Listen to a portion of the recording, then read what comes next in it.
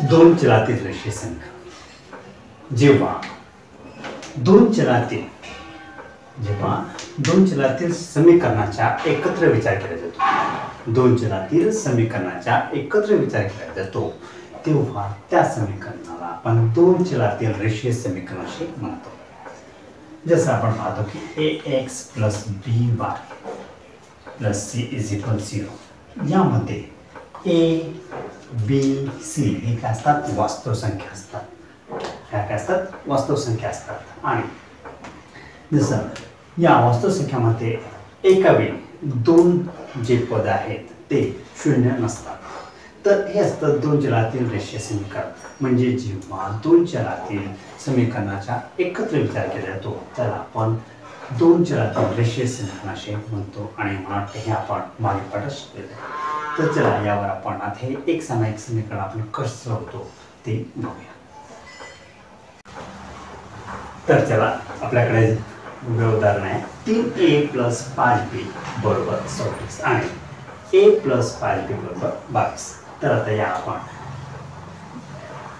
या समीकरणातील a आणि b चे पद आपण काढूया. तर आपण मग सोडवायचे कसं, तर बघा याची आपण रीत करूया. आपल्याकडे आहे 3a काय दिलं आहे, 3a + 5b = 26. ओके. आणि दुसरा आहे a + 5b = 22. तर आपण याला सर्वप्रथम याला लिहू समीकरण 1 आणि याला लिहू समीकरण 2. बघा सर्वप्रथम मी काय केलेलं आहे, हे आपल्याकडे दोन समीकरण दिलेलं आहे की 3a + 5b = 26.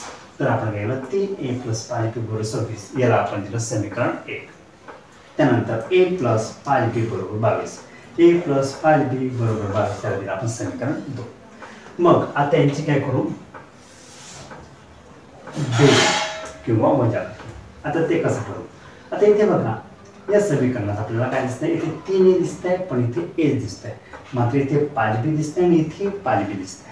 लक्षात द्या इथे 5b आणि 5b दोन्हीकडे दिसतंय. तर आणि इथे काय 26 आणि 22. तर मला सांगा आपल्या चिन्हांच्या हे असतं गुणाकार म्हणा किंवा चिन्हांचे एक नियम आहे की प्लस प्लस असेल तर यांचे प्लस होईल, म्हणजे 5 आणि 5 10 होईल. पण आपल्याला काय करावं लागतं, या चलांची किंमत काढण्याकरता किंवा a किंवा b याची किंमत काढण्याकरता आपल्याला एका पदाला तिथे वगळावं लागतं, म्हणजे हटवावं लागतं किंवा कॅन्सल करावं लागतं. मात्र इथे दोन्हीकडे संख्या समान आहे त्यामुळे हे कटू शकतात. पण इथे ॲक्च्युअल दिलेली आहे पॉझिटिव्ह म्हणजे प्लस संख्या.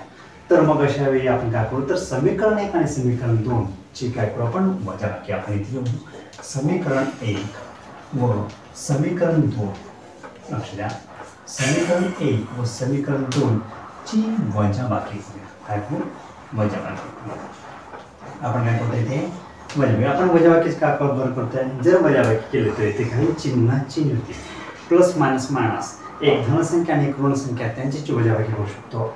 अदरवाईज दोन धनसंख्यांची बेरीज होत नाही किंवा दोन धनसंख्यांची बेरीज होते पण दोन धनसंख्यांची वजाबाकी होत नाही किंवा दोन ऋण संख्यांची वजाबाकी होत नाही. तर मग आपण काय करतोय समीकरण 1 आणि समीकरण 2 ची वजाबाकी करूया. ठीक आहे. तर समीकरण 1 आणि समीकरण 2 ची काय करतो आपण वजाबाकी करतो. तर वजाबाकी करतो म्हणजे मायनस चिन्ह दिला.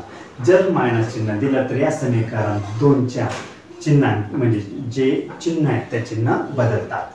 लक्षात ठेवा जेव्हा आपण वजाबाकी करत असतो तेव्हा या समीकरणात चिन्ह बदलतात. जर इथे चिन्ह नाही आहे म्हणजे जिथे चिन्ह दिलेलं आहे म्हणजे काय समजा प्लस, तर म्हणजे इथे काय चिन्ह प्लस आहे समजा आपण म्हणतोय मायनस करतोय. इथे आता प्लस चिन्ह ऑलरेडी दिलेलं आहे त्याचं काही मायनस, आणि इथे चिन्ह दिलेलं आहे म्हणजेच प्लस आहे म्हणून आपल्याला काय होत आहे मायनस करतोय. असं म्हणलं का जर समीकरण 1 आणि समीकरण 2 ची आपण वजाबाकी जर करतो आहे तर सर्वप्रथम चिन्ह बदलते.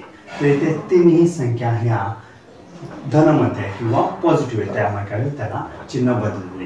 तर काय होईल इथे -1 -5 आणि -22 कळलं. तर ते बघा 1 प्लस आणि 1 मायनस इथे नथिंग मीन 1, जिथे काही दिलेला नसतो तिथे ऑलरेडी 1 असतो. ठीक आहे. तर 3 -1 म्हणजे किती झाले 2a.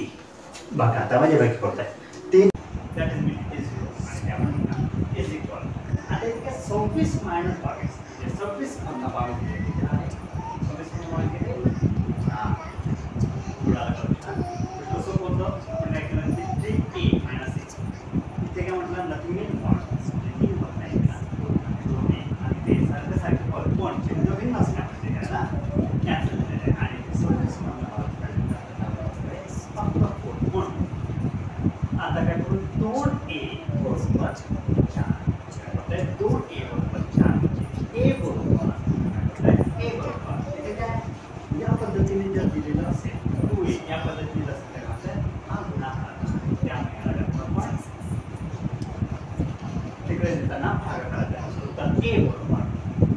गुणाकार त्याच्यामध्ये टाकले म्हणजे 4 गुणिले 2 म्हणजे 1 बरोबर 2 कमी 4 तर 1 ची व्हॅल्यू आपल्याला 3 चे आलं लक्षात सोपं आहे इथे काय अशा पद्धतीने जेव्हा असतं तेव्हा काय असतं हे म्हणजे गुणाकार असतो त्यामुळे हे ॲज इट इज केले आणि आपण काय करतो ते गुणाकार आपण भागाकार केले तर 2 1 2 चा इज इक्वल आता a ची तर आपण व्हॅल्यू काढलेली आहे तर आपल्याला b ची व्हॅल्यू काढायची आहे काय a बरोबर 2 तर मग b बरोबर किती तर आपण a बरोबर 2 ही किंमत म्हणजे a बरोबर 2 ही समीकरण a किंवा समीकरण 2 मध्ये समीकरण 1 किंवा समीकरण 2 मध्ये आपण समीकरण 1 किंवा समीकरण 2 मध्ये आपण याला घेऊया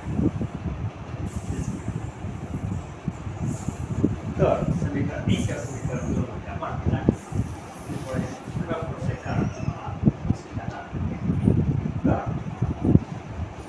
आता a बरोबर 2 आपण काय करतोय एक तर समीकरण 1 किंवा समीकरण 2 मध्ये आपण ऍड करतोय तर एकदा आपल्याला सोपं होतं वाटतं ते करायचं किंवा तर ऍज यूज आपण या इंडियाचा किंवा या डेटा तर आपण a बरोबर 2 समीकरण 2 मध्ये